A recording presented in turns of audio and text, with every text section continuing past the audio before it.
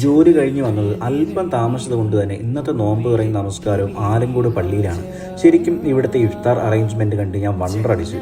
So അടുത്ത് നിന്ന് ഒരാളോട് ഞാൻ ചോദിച്ചു, ഇവിടെ ഇന്നാണോ സമൂഹ നോമ്പ് തുറ? അന്നേരം പുള്ളി എന്ന റിപ്ലൈ, മോനെ ഇവിടെ എന്നും ഇങ്ങനെ തന്നെ. ഞാനത് പുള്ളിയോട് ചോദിക്കാൻ കാരണം ഒരു കല്യാണത്തിനുള്ള ആളുണ്ടായിരുന്നു.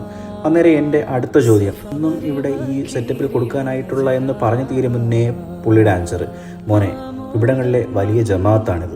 പള്ളിക്കാര്യത്തിലും ഈ റമദാൻ മാസത്തിലും എല്ലാവരും വേണ്ട സഹായങ്ങളൊക്കെ ചെയ്യും. ഓക്കെ മാമെന്ന് പറഞ്ഞുകൊണ്ട് നൈസായിട്ട് ഞാൻ അവിടെ നിന്ന് സ്കിപ്പായി. ചുറ്റിനും ഒന്ന് കറങ്ങി നോക്കി.